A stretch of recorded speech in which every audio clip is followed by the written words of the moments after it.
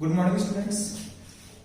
Partnership चल रही थी अपने और अपना लास्ट जो टॉपिक अपन ने छोड़ा था वो था अपना calculation of interest on capital.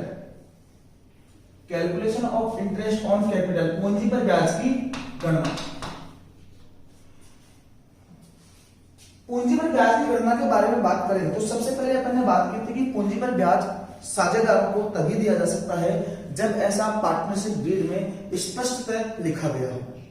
दूसरी बात अपन ने बात की थी कि सामान्यतः पूंजी पर ब्याज की जब अपन गणना करते हैं तो उसके लिए अपने को ओपनिंग कैपिटल की आवश्यकता पड़ती है, अर्थात पूंजी पर ब्याज सामान्यतः ओपनिंग कैपिटल के ऊपर दिया जाता है। उसके बाद में अगर अपन बात करें तो अपन ने ओपनिंग कैपिटल निकालना सीखा था कि अगर प्रश्न में मान लो क्लोजिंग कैपिटल दी गई हो, ओपनिंग कैपिटल के बारे में कोई सूचना नहीं हो, तो ऐसी कंडीशन में अपन ओपनिंग कैपिटल कैसे कैलकुलेट करेंगे इसके बारे में भी अपन ने बात की थी। उसके बाद में बात करें तो अपन ने फॉर्मूला सीखा था पूंजी पर ब्याज की गणना करने का, interest is equals too invested capital multiplied by rate of interest upon 100 into time upon 12। विनियोजित पूंजी अर्थात लगाई गई पूंजी अर्थात साझेदारों की पूंजी गुणा ब्याज की दर जो अपने को प्रश्न में दी हुई होती है बटा 100 गुणा समय बटा 12, कितने समय का ब्याज अपने को कैलकुलेट करना है। सामान्यतः अगर ये फॉर्मूला अगर अपने को आता है तो अपन इंटरेस्ट ऑन कैपिटल कैलकुलेट कर सकते हैं, लेकिन कई बार प्रश्न में क्या होता है कि मान लो एक साझेदार है ए, इसने लेखांकन वर्ष स्टार्ट हुआ अपना फॉर एग्जांपल 1 अप्रैल 2020 को।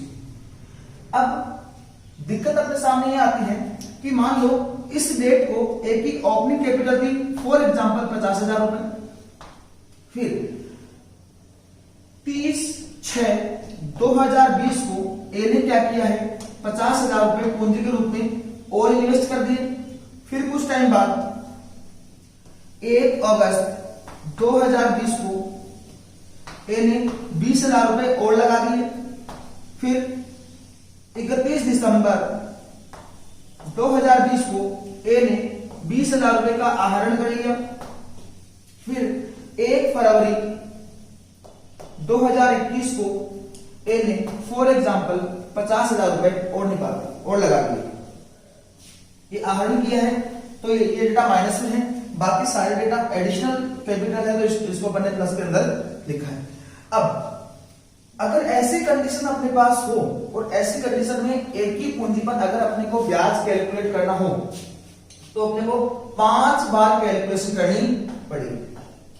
इस कैलकुलेशन से बचने के लिए, अर्थात जब पूंजी के बारे में लेन देन बहुत ज्यादा प्रश्न में दे रखी हो तो ऐसी कंडीशन में पूंजी पर ब्याज की गणना करने का सरल तरीका जो है वो है अपना एडिशनल फॉर्मूला है प्रोडक्ट मेथड गुणनफल विधि।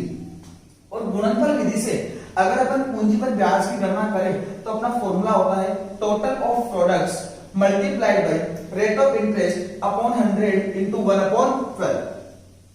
अगर आपको याद हो तो ऐसा फॉर्मूला सेम फॉर्मूला अपन ने आहरण पर ब्याज की गणना करते समय गुणनफल विधि के अंदर पढ़ा था।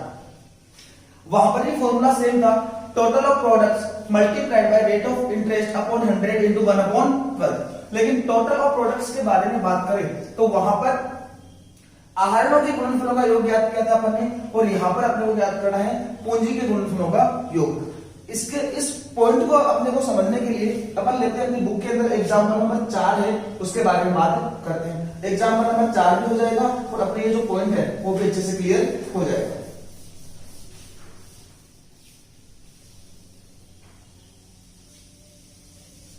अब एग्जाम्पल नंबर 4 क्या कहता है देखते हैं भाई।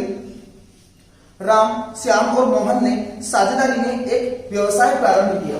3 साझेदार हैं, राम, श्याम और मोहन। तीनों ने पार्टनरशिप के अंदर बिजनेस स्टार्ट किया है।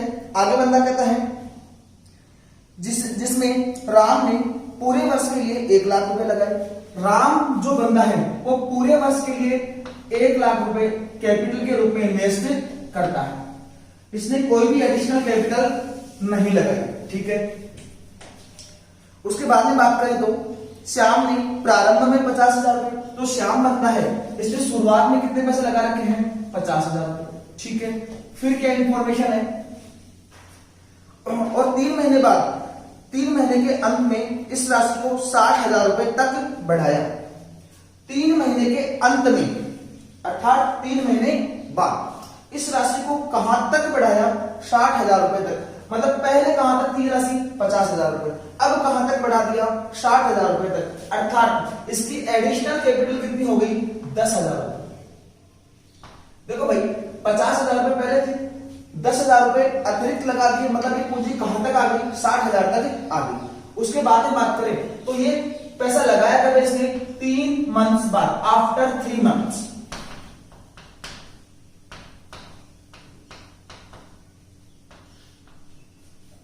आगे चलते प्रश्न में। 8 माह के अंत में 5,000 रुपए निकाले। ठीक है भाई, क्या किया इस बंदे ने? इनिशियल कैपिटल, प्रारंभ में पूंजी कितनी लगाई? 50,000 रुपए। अर्थात उसके बाद में 3 महीने बाद इसने इस पूंजी को कहां तक बढ़ा दिया? 60,000 तक बढ़ा दिया। अर्थात एडिशनल कैपिटल कितनी लगाई इसने? 10,000 रुपए। अगर इसको थोड़ा सा डीपली जाकर देखें तो इसका मतलब क्या हुआ कि भाई श्याम ने जो भी पूंजी लगाई है 3 महीने के लिए, तो कितनी रही है? वो 50,000 रुपए। क्योंकि ये जो एडिशनल कैपिटल लगाया कब लगाई इसने? 3 महीने के बाद, अर्थात 3 महीने के एंड में। इसका मतलब 3 महीने तक इसकी पूंजी कितनी रही?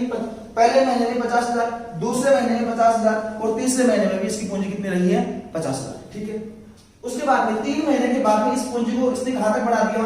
60,000 तक। अर्थात एडिशनल कैपिटल कितनी रही इसकी? 10,000। इसका मतलब तीसरे महीने से इसकी पूंजी कितनी हो जाएगी? 60,000 रुपए। क्यों भाई? एडिशनल कैपिटल 10,000 रुपए और पहले की पूंजी 50,000 रुपए। तीसरे महीने से इसकी पूंजी कितनी हो जाएगी? 60,000 रुपए। कहां तक? 8 माह के अंत तक। अर्थात तीसरे महीने से लेकर 8वें महीने तक कहूं तो तीसरे से चौथा, 5वां, 6वां, 7वां, 8वां, 5 महीने के लिए इसकी पूंजी कितनी रहती है? 50,000 रुपए। ठीक है, उसके बाद में क्या कहता है बंदा? 8 माह के अंत में 5,000 रुपए निकाले। आफ्टर 8 मंथ्स, मतलब 9th मंथ से लेकर 12वें महीने तक, 9, 10, 11 और 12, इन 4 महीनों के लिए इसने ड्राइंग्स कर लिए। कितने रुपए की? 5,000 रुपए की ड्राइंग कर ली। इसका मतलब इन 4 महीनों में इसकी पूंजी कितनी रही होगी? 55,000 रुपए। इन 4 महीनों के लिए इसकी पूंजी कितनी रही होगी? 55,000 रुपए। इससे पीछे वाले जो 5 महीने थे उसके अंदर इसकी पूंजी कितनी रही थी? 60,000 रुपए। और शुरुआत के 3 महीनों में इसकी पूंजी कितनी रही है? 50,000 रुपए। बात समझ आ रही? उसके बाद में आगे चलना। मोहन ने प्रारंभ में 70,000 रुपए लगाए। ठीक है भाई, जो थर्ड पार्टनर है मोहन, इसने ओपनिंग में कितना पैसा लगाया है? 70,000। ठीक है, उसके बाद में क्या कहता है बंदा? 4 माह बाद 20,000 रुपए निकाले। ठीक है, 4 महीने बाद अगर मोहन के बारे में बात करें तो देखो भाई शुरुआत में पैसा कितना लगाया इसने? 70,000 रुपए। और 4 महीने बाद इसने कितना निकाल लिया? 20,000 रुपए निकाल लिया। इसका मतलब 1 से लेकर 4 महीने तक इसकी पूंजी कितनी रही होगी? 70,000 रुपए। और चौथे महीने के अंदर इसने क्या किया है? 20,000 रुपए का आहरण कर लिया। 20,000 रुपए का आहरण कर लिया। तो ऐसी कंडीशन में चौथे महीने के बाद अर्थात 5वें महीने से इसकी पूंजी कितनी रह गई होगी? 50,000 रुपए। देखो भाई ओपनिंग कैपिटल कितने लगा इसमें? 70,000 रुपए। 4 महीने तक ये पैसा कितना रहता है? 70,000 ही रहता है। लेकिन चौथे महीने के अंत में इसने कितना ड्राइंग कर ली? पूंजी में से कितना पैसा निकाल लिया? 20,000 रुपए निकाल लिया। इसका मतलब 5वें महीने से इसकी पूंजी कितनी शेष रह जाएगी? 50,000 रुपए। और आगे कोई सूचना नहीं दे रखी। इसका मतलब 5वें महीने से लेकर 12वें महीने तक अर्थात कहूं तो 8 माह के लिए इसकी पूंजी कितनी रही होगी? 50,000 रुपए। आगे बंदा क्या कहता है प्रश्न में? वर्ष का लाभ 5,10,000 रुपए है। साझेदारों में वर्ष भर में उनकी पूंजी के आधार पर लाभ का विभाजन कीजिए। फर्म का नेट प्रॉफिट कितना दे रखा है बंदे ने? 5,10,000 रुपए। और क्या कहता है प्रश्न में? क्या कह रहा है प्रश्न में? बंदा कह रहा है कि साझेदारों में लाभों का विभाजन किस अनुपात में होगा?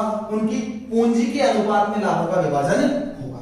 अब देखो भाई यहां पर अगर अपन बात करें तो यहां पर सबसे पहले अपने को पूंजी का अनुपात निकालना पड़ेगा। और पूंजी का अनुपात निकालने के लिए अपने को टेबल बनानी पड़ेगी। उस टेबल के आधार पर पूंजी का अनुपात निकलेगा और उस पूंजी के अनुपात को के अंदर अपन क्या करेंगे, इस लाभ इन लाभों को डिस्ट्रीब्यूट कर देंगे। ठीक है, सॉल्यूशन करते हैं इसका।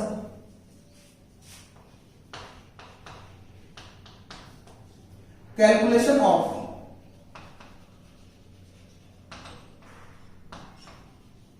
कैपिटल रेशियो,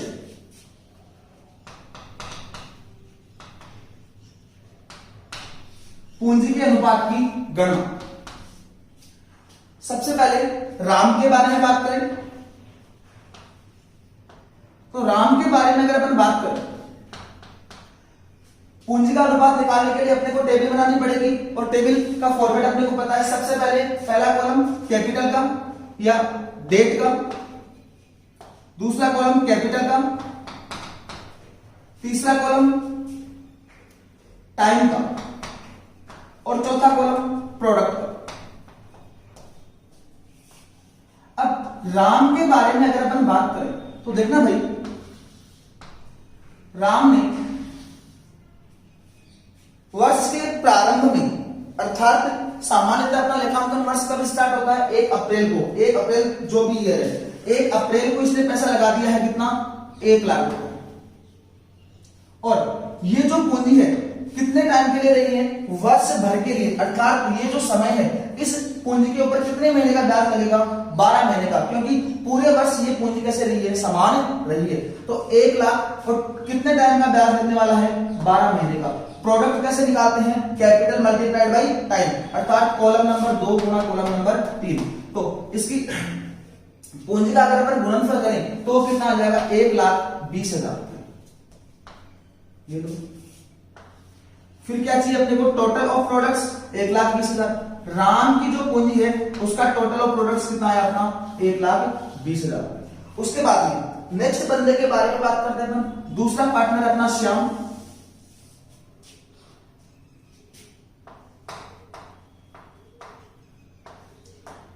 अगर श्याम के बारे में बात करें तो वापस अपने को टेबल बनानी पड़ेगी। पहला कॉलम डेट का,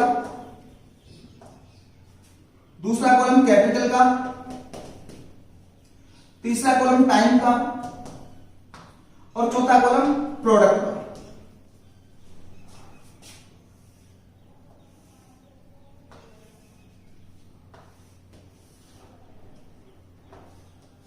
अगर अपन डेट के बारे में बात करें, अर्थात वर्ष का प्रारंभ कहूं तो 1 अप्रैल को, ईयर अपने को नहीं दे रखा तो ईयर डालने की जरूरत नहीं है। इसने शुरुआत में पैसा कितना लगाया है, 50,000 रुपए। ठीक है भाई, इन्वेस्टेड कैपिटल कितनी आ गई इसकी, 50,000। ठीक है, फिर क्या किया इसने, 3 महीने बाद 10,000 रुपए एडिशनल लगाए हैं। इसका मतलब ये जो 50,000 की जो पूंजी वो कितने महीने के लिए रही है, 3 महीने के लिए रही है। अर्थात इस 50,000 के ऊपर कितने महीने का ब्याज मिलने वाला है, 3 महीने का। 50,000 टाइम आ गया अपना 3 मंथ्स।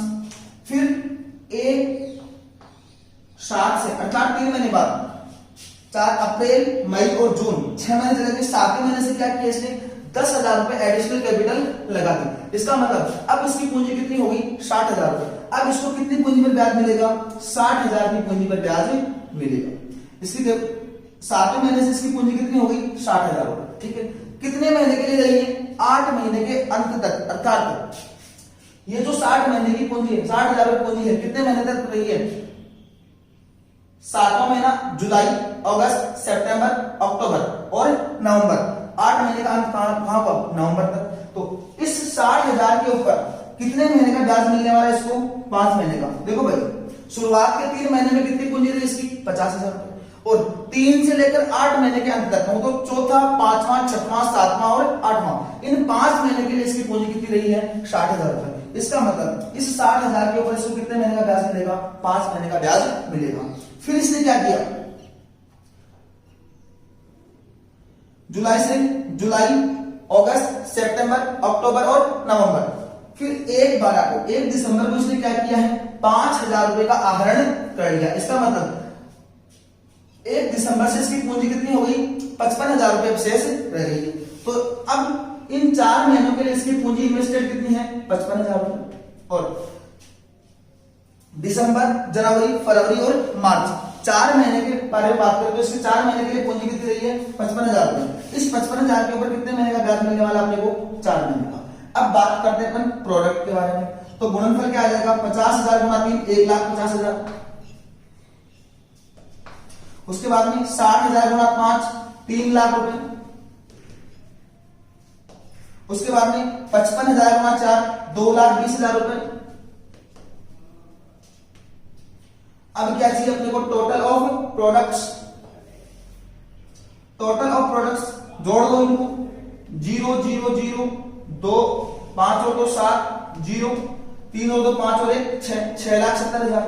देखो भाई राम की पूंजी का टोटल कितना आया? यहां पर सॉरी 12 लाख, कैलकुलेशन मिस्टेक कर दी अपन ने। राम की पूंजी का गुणनफल का योग कितना आया? 12 लाख रुपए। श्याम की पूंजी का गुणनफल का योग कितना आया? 6,70,000 रुपए। और तीसरा पार्टनर कौन है अपना? मोहन।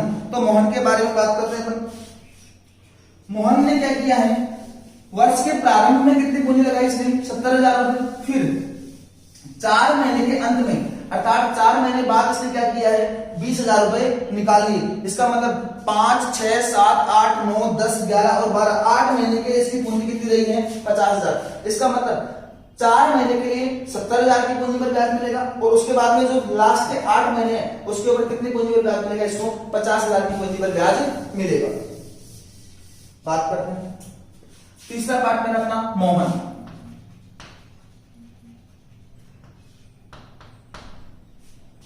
सबसे पहला कॉलम डेट का, दूसरा कॉलम कैपिटल का, तीसरा कॉलम टाइम का और चौथा कॉलम प्रोडक्ट का।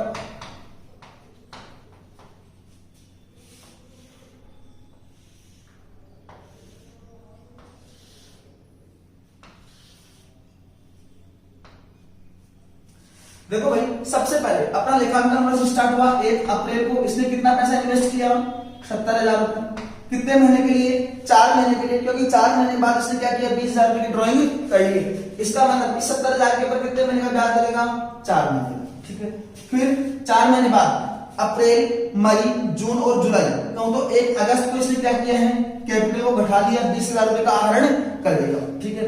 इसका मतलब 1 अगस्त से इसकी पूंजी शेष कितनी रह गई है? 50,000 रुपए। और इस 50,000 के ऊपर कितने महीने का ब्याज लगेगा? 8 महीने का, क्योंकि इस 1 अगस्त के बाद में इसने अपनी पूंजी में कोई परिवर्तन नहीं किया, अर्थात 8 महीने का ब्याज।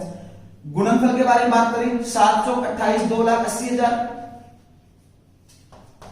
और 5 8 5 40 4 लाख रुपए।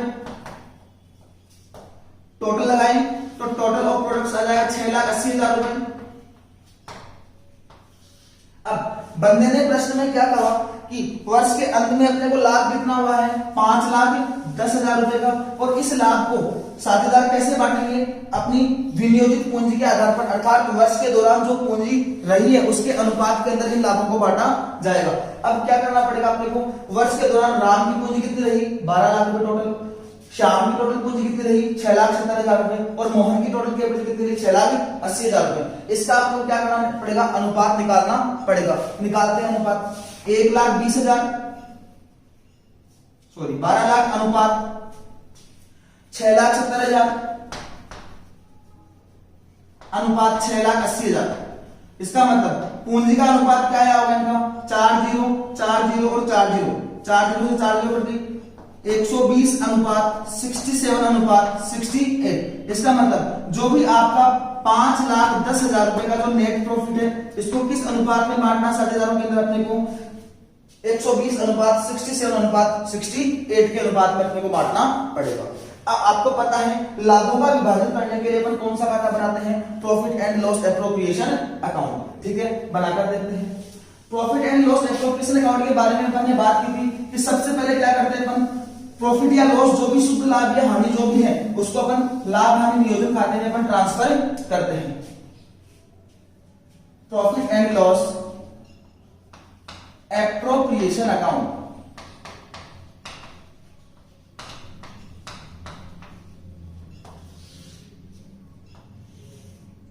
सबसे पहले जो फर्म का शुद्ध लाभ अथवा हानि है इसको ट्रांसफर किया जाएगा। लाभ कहां जाएगा? लाभ की क्या जर्नल एंट्री होती थी? P&L account. लाभ होने पर लाभ हानि खाते का कौन सा बैलेंस? CR balance. और लाभ हानि खाते के बैलेंस को कहां पर भेजना? अपने को profit and loss appropriation account में। लाभ होता है तो क्या एंट्री होती थी अपनी? P&L account debit to P&L appropriation account. और P&L एप्रोप्रिएशन में क्या आ जाएगा? By P&L account. Net profit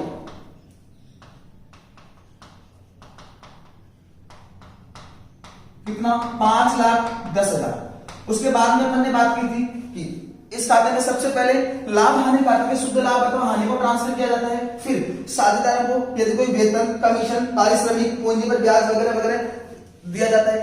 अब यहां पर बात करें तो यहां पर और कोई भी इंफॉर्मेशन नहीं दे रखी। बंदे ने क्या कहा है कि लाभ कितना हुआ है, 5,10,000। इस लाभ को सभी साझेदार किस अनुपात में बांटेंगे, अपनी पूंजी के अनुपात में, और अपन इनको इनकी पूंजी का अनुपात क्या निकाल लिया, 120 अनुपात 67 अनुपात 68।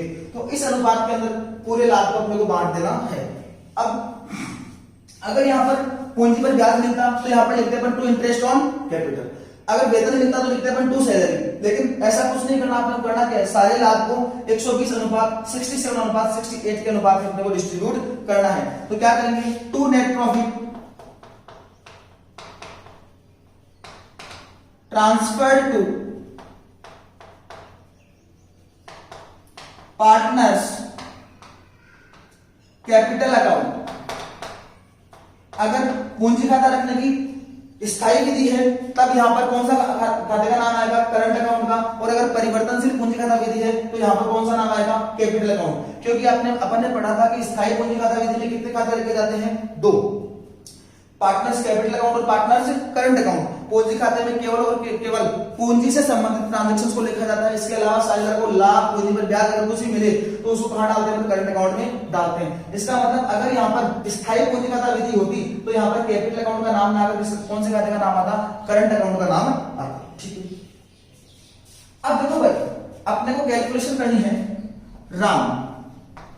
राम के बारे में मैं बात करूं तो राम को लाभ कितना मिलेगा, शुद्ध लाभ कितना अपना 5,10,000 रुपए। अब राम का लाभ का ऐसा कैसे कैलकुलेट किया जाएगा, 120 राम का अनुपात है बटा अनुपातों का योग। राम का हिस्सा कितना है, 120 बटा अनुपातों का योग करके देखते हैं अपन। 8 और 7 15, 5 6 और 6 12, 1 हासिल 13, 13 और 2 15, 5 1 और 1 2, 255 अनुपातों का योग। राम का हिस्सा कैसे आ जाएगा, 5,10,000 गुना राम का हिस्सा बटा कुल अनुपातों का योग। फिर बात करते हैं श्याम की। श्याम के बारे में बात करें तो कुल लाभ कितना अपना 5,10,000, श्याम का हिस्सा 67 बटा अनुपातों का योग 255। फिर बात करते हैं मोहन की। मोहन के बारे में बात करें तो कुल लाभ का हिस्सा 5,10,000 गुणा मोहन का हिस्सा 68 बटा अनुपातों का योग 255। कैलकुलेशन करेंगे और कैलकुलेशन करने के बाद जो भी अपना प्रॉफिट होगा वो साझेदारों को उनके पूंजी खातों में ट्रांसफर कर दिया जाएगा। अब यहां पर अगर अपन कैलकुलेशन करें तो देखना भाई, 255 एकम 255 और 255 गुना 2 510, सीधा करके कितना आ गया यहाँ पर 2,000 और 2,000 गुना 120 कहूं तो 2,40,000। फिर 255 एक 255 और 255 गुना 2 510, 2,000 गुना 67 और ऐसा करते अपने पास कितना आ जाएगा 1,34,000। फिर 255 गुना 255 गुना 2 510, 2,000 और 2,000 गुना 68 कितना आ जाएगा अपना 1,36,000। देखो भाई, अब राम का लाभ का हिस्सा कितना है 2,40,000, श्याम का कितना है 1,34,000 और मोहन का कितना है 1,36,000। ये लाभ किस अनुपात में आया है, उनके पूंजी के अनुपात में। बात समझ आती है, ठीक है। पार्टनर्स कैपिटल अकाउंट, अब देखो राम को कितना मिलेगा 2,40,000 रुपए, श्याम को कितना मिलेगा 1,34,000 रुपए और मोहन को कितना मिलेगा 1,36,000 रुपए। कितना आ जाएगा भाई, टोटल आ जाएगा 5,10,000 रुपए और अपना अकाउंट क्या हो जाएगा क्लोज। 5,10,000 रुपए, 5,10,000 रुपए। यहां तक की बात समझ में आई।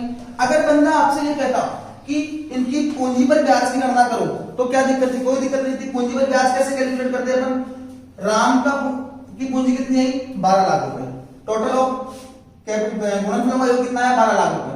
12 लाख गुणा ब्याज की दर अपने को प्रश्न में दी हुई होती ब्याज बटा 100 गुणा 1/12, क्योंकि गुणनफल विधि से अगर अपन ब्याज की गणना करें तो वहां पर समय बटा 12 ना करके आता है 1/12, क्योंकि सारे मंथ्स को अपन किसमें कैलकुलेट, सारे ईयर को अपन किसमें कैलकुलेट कर लेते हैं, अपन मंथ्स के अंदर कैलकुलेट कर लेते हैं। तो ऐसी कंडीशन में अगर मान लो यहाँ पर फॉर एग्जांपल 10% ब्याज की दर दी हुई होती तो राम की पूंजी पर ब्याज कितना आता, 12 लाख गुणा ब्याज की दर कितनी अपनी 10%, 10/100 गुणा 1/12, 2 जीरो से 2 जीरो, 12 से 12 कट गया, कितना आ जाता राम की पूंजी पर ब्याज 10,000 रुपए। 1 2 3 4 ठीक 10,000 रुपए।